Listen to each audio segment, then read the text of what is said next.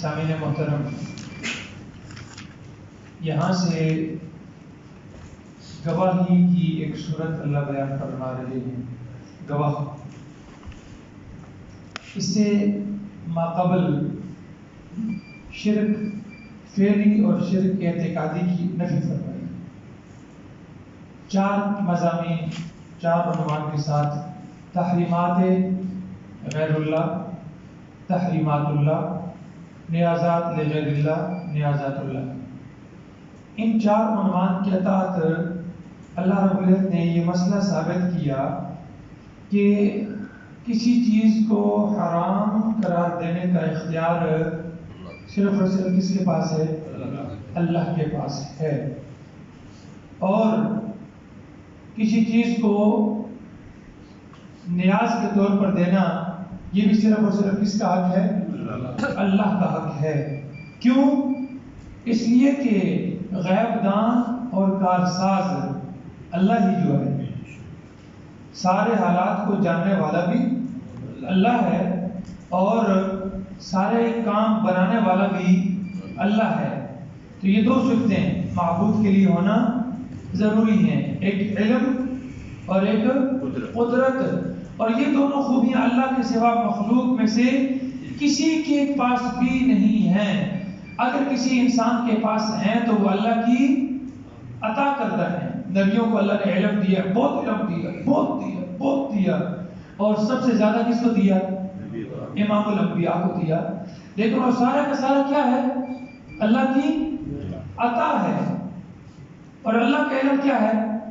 اپنا ذاتی علم ہے اور لامحدود علم ہے، اور نبی کا علم کیا ہے؟ محدود ہے۔ اگر اللہ کا علم بھی لامحدود ہو اور نبی کا علم بھی لامحدود ہو تو دونوں کیا ہو گئے؟ تو یہ کیا ہو جائے گا؟ کیا ہو جائے گا؟ شرک ہو گیا نا۔ اللہ کی اس صفت کے اندر کیا ہو گیا؟ حالانکہ اللہ کا کوئی شریک نہیں ہے۔ اللہ نے مخلوق کو جو اختیارات دیے ہیں وہ بھی کیا ہیں؟ محدود ہیں۔ کسی کا اختیار اپنا ذاتی نہیں ہے، اور اللہ کے اختیارات سارے کے سارے کیا ہیں؟ ذاتی ہیں اور لامحدود ہیں۔ اللہ کسی کا محتاج ہے اور مخلوق ساری کے سارے اس کی محتاج ہے۔ جب یہ 2 صفتیں ثابت ہو گئی کہ غیب دان اور کارساز صرف اللہ ہے، تو اب یہاں سے اللہ بیان کر رہے ہیں کہ قسم بھی صرف اللہ کے نام کی اٹھانی ہے۔ قسم بھی صرف، چاہے کسی آپ کافر سے بھی قسم اٹھوا رہے ہیں نا، اس کافر سے بھی اللہ کے نام کے سوا کسی کی قسم نہیں اٹھوا سکتے، کیونکہ قسم جس ذات کی اٹھائی جاتی ہے اس سے ڈر کے بندہ اٹھاتا ہے نا۔ اگر میں اس کی نام کی غلط قسم اٹھاؤں گا تو وہ مجھے کیا کر لے گا؟ پکڑ لے گا۔ تو وہ پکڑ تبھی سکتا ہے جب اس کو قدرت بھی ہو اور علم بھی ہو۔ آپ اگر میرے نام کی وہاں دور کھڑے ہو کر جھوٹی قسم اٹھا دیں، مجھے کیا پتہ ہے؟ میں آپ کو پکڑ سکتا ہوں۔ جب اللہ کے نام کی قسم اٹھا رہے ہیں تو اللہ جانتا ہے کہ یہ بندہ کیا اٹھا رہا ہے، جھوٹ بول رہا ہے یا سچ بول رہا ہے، اور اللہ پکڑنے پر اختیار اور قدرت بھی رکھتا ہے۔ اس لیے فرمایا کہ قسم صرف اللہ کے نام کی اٹھانی ہے۔ اگر یہودی سے قسم اٹھانی ہے نا تو اسے یوں اٹھانی ہے، میں اس اللہ کی قسم اٹھاتا ہوں جس نے موسیٰ علیہ السلام پر تورات اتاری ہے۔ عیسائیوں سے قسم اٹھوانی ہے تو میں اس اللہ کی قسم اٹھاتا ہوں جس نے عیسیٰ علیہ السلام پر انجیل اتاری ہے۔ اور اگر آگ پرست سے قسم لینی ہے تو میں اس اللہ کی قسم اٹھاتا ہوں جس نے آگ کو پیدا کیا ہے۔ آگ کو پیدا کرنے والا کون؟ یوں۔ تو قسم اللہ کی اٹھانی ہے، اللہ کے سوا کسی کی قسم، جو ہمارے معاشرے میں ہوتا ہے، میں نے اپنے پتر کی قسم، میں نے ماں کی قسم، یہ سارے کیا ہیں؟ یہ ناجائز حرام ہے۔ قسم صرف اور صرف کس نام کی ہے؟ اللہ کے نام کی ہے۔ اللہ کے سوا کسی کے نام کی قسم نہیں ہے۔ ٹھیک ہے؟ اب یہاں جو ایک مسئلہ بیان ہوا ہے نا، مسئلہ پہلے سن لیں، میں ایک واقعہ نبی پاک صلی اللہ علیہ وسلم کی زندگی میں ہوا ہے واقعہ، پھر اس کے بعد آیات کا ترجمہ۔ پہلے آپ کو واقعہ سمجھ آ جائے گا نا تو یہ آیات سمجھنا آسان ہو جائے گا۔ اور یہ حدیث ہے، ترمذی شریف کی حدیث ہے۔ ہوا اس طرح کہ ایک مسلمان تجارت کی غرض سے سفر میں نکلا، جس قافلے میں جا رہا تھا راستے میں اس کو اچانک موت آ گئی۔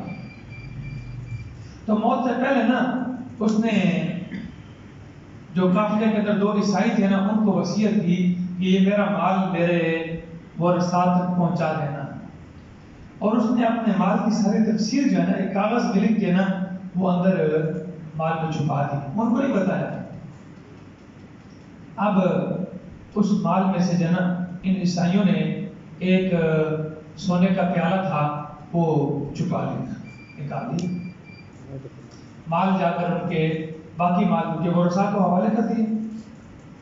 ورثاء نے میت کو دفن کرنے کے بعد جب سامان دیکھا تو سامان میں سے کاغذ نکل آیا، اس رسید پر سارا لکھا ہوا تھا کہ اس میں کیا کیا چیزیں ہیں، تو ایک پیالہ انہیں نہیں ملا۔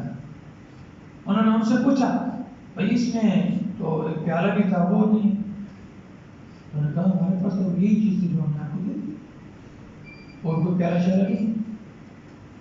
کیا بات روایت میں آتا ہے، انہوں نے کہا کہ ہم نے ان سے وہ پیالہ خرید لیا تھا اور اس کو اس کے پیسے ہم نے زندگی میں ادا کر دیے تھے۔ تو معاملہ آ گیا نبی پاک صلی اللہ علیہ وسلم کے پاس۔ جب اللہ کے نبی کے پاس معاملہ آیا تو اللہ کے نبی نے ان سے گواہ مانگے۔ مدعی سے کیا مانگے جاتے ہیں؟ مدعی کے ذمہ کیا ہوتے ہیں؟ گواہ۔ ورثاء کے ذمہ گواہ آگے، گواہ ان کے پاس تھے نہیں، تو اب جب مدعی کے پاس گواہ نہ ہو تو مدعی کے ذمہ کیا آتی ہے؟ قسم۔ اب اللہ کے نبی فرمایا ان سے اس بات کی قسم اٹھاؤ جو ان کے نزدیک سب سے زیادہ محترم ہے، اس کی قسم اٹھاؤ۔ تو اللہ رب العزت یہ آیات نازل فرمانا ایسے نہیں کرتا، ان سے بھی قسم اٹھوانی ہے تو صرف کس کے نام کی اٹھوانی ہے؟ کسی محترم چیز کی قسم ان سے بھی نہیں اٹھوانی۔ فَيُقْسِمَانِ بِاللَّهِ، یہ آگے جملہ انہوں نے قسم اٹھا دی۔ انہوں نے کیا اٹھا دی؟ قسم اٹھا دی۔ اب ورثاء میں سے جب انہوں نے جھوٹی قسم اٹھا دی تو اب ورثاء نے انکار کر دیا ہم ان کی قسم نہیں مانتے۔ تو اب شریعت کا حکم ہے کہ اگر ان کی قسم کے متعلق تمہیں شک لگے کہ کیا بول رہے ہیں، جھوٹی قسم اٹھا رہے ہیں، تو اس میت کے ورثاء میں سے جو میت کے زیادہ قریبی ہو وہ اس بات کی قسم اٹھائیں کہ یہ دونوں جھوٹ بول رہے ہیں، پھر ان کو اختیار دیا جائے گا۔ اب یہ جب کام آ جائے گا نا تو اس صورت میں یہ لوگ بھی گواہی کیا دیں گے؟ سچی دیں گے۔ قسم پہلے ہی کیا اٹھا دیں گے؟ سچی قسم اٹھا لیں گے، ایک یا تو آخرت کے ڈر کی وجہ سے یا دنیا میں رسوائی کی وجہ سے۔ تو یہ سارا مسئلہ یہاں ان 3 آیات میں بیان کیا گیا ہے۔ سنیے، یا ایھا الذین آمنوا، اے ایمان والو، شہادت بینکم، تمہارے درمیان گواہی کی صورت، اذا حضر احدکم الموت، جب تم میں سے کسی ایک پر موت کا وقت آ جائے۔ تو گواہی کی صورت کیا ہے؟ فرمایا حین الوصیت، جس وقت تم ان کو وصیت کر رہے ہو، اثنان ذوا عدل منکم، 2 آدمی تم میں سے جو کیا ہوں؟ قابل اعتبار ہوں تمہیں میں سے۔ پہلے تو بات یہ ہے کہ مسلمانوں کو گواہ بناؤ، ان کو وصیت کرو کہ میرا یہ مال میری طرف سے آپ کو وصیت ہے کہ میرے ورثاء تک پہنچا دو۔ پہلی بات تو یہ ہے کہ مسلمانوں کو، اگر مسلمان نہ ہوں، او آخران من غیرکم، یا تو اور آدمی جو تمہارے علاوہ ہوں۔ تمہارے علاوہ سے مراد کیا ہے؟ یعنی مسلمانوں کے سوا کافر ہوں، کہ یہودی ہوں، عیسائی ہوں، کوئی بھی ہو جو آپ کے قافلے کے اندر موجود ہوں۔ ان انتم ضربتم فی الارض، اگر تم زمین میں کیا کر رہے ہو؟ سفر کر رہے ہو۔ یہ سفر کی حالت کی بات بیان ہو رہی ہے، سفر میں گئے ہوئے ہو اور وہاں فاصابتکم مصیبت الموت، اور تمہیں موت کی مصیبت پہنچ جائے، یعنی تمہیں موت آ جائے، تو اس وقت تم نے کیا کرنا ہے؟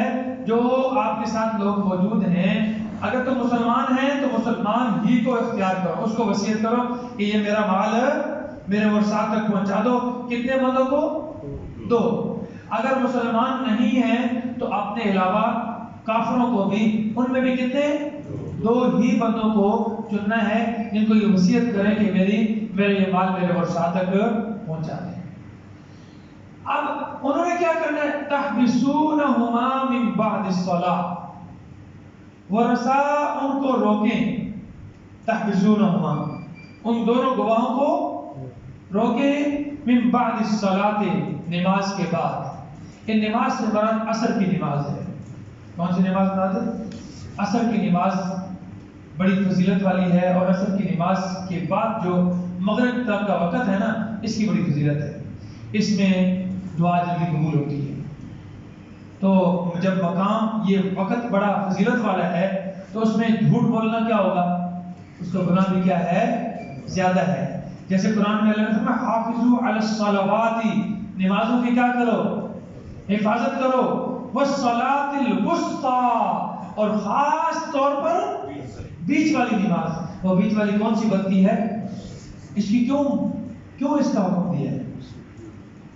اس لیے کہ یہ وقت کیا ہوتا ہے؟ مصروفیت کا وقت ہوتا ہے۔ اس وقت بازار بند ہونے کے وقت ہوتا ہے، جو مارکیٹ والے ہیں، جو دکاندار ہیں، انہیں بھی جلدی جلدی اپنا سامان سمیٹنے کی ہوتی ہے، اور جو دور دراز دیہاتوں سے آئے ہوتے ہیں وہ بھی سامان جلدی خریدنے کی ہوتی ہے، تو نماز کی فکر اس لیے اللہ نے فرمایا نانا خیال کرنا۔ اور ایک حدیث میں اللہ کے نبی نے فرمایا من فاتتہ صلاۃ العصر، جس آدمی کی عصر کی نماز فوت ہو گئی نا، فکأنما غتر اہلہ ومالہ، گویا کہ اس کا اہل اور اس کا مال سارے کا سارا لٹ گیا۔ صحیح حدیث ہے، چیک کر سکتے ہیں آپ یہ لکھیں نا الفاظ نیٹ پر، گوگل پہ لکھیں، سامنے آ جائے گی حدیث، کس کتاب کی حدیث ہے، کہاں کس کتاب میں ہے، راوی کون ہے، پوری ڈیٹیل آ جائے گی۔ کیا فرمایا؟ من فاتتہ صلاۃ العصر، پھر سنیں، جس آدمی کی عصر کی نماز فوت ہو جائے، فکأنما غتر، گویا کہ لٹ گیا، ہلاک ہو گیا، اہلہ، اس کا اہل کنبہ، ومالہ، اور اس کا۔ لیکن ہماری کہیں ہوتا جاتی ہے ساری، یہ تو اس کو احساس ہوتا ہے نا جس کو رب کی ناراضگی کا احساس ہو۔ جی شیخ محمد شیخ خان صاحب، آج تو ہم رب ناراض ہوتا ہے تو ہو جائے، ہمیں کیا ہے اس میں؟ الیاذ باللہ، ہم اللہ سے اتنے بے خوف ہوتے جا رہے ہیں نا، مخلوق کا ڈر ہمارے دلوں کے اندر ہے، خالق کا ڈر نکلتا جا رہا ہے۔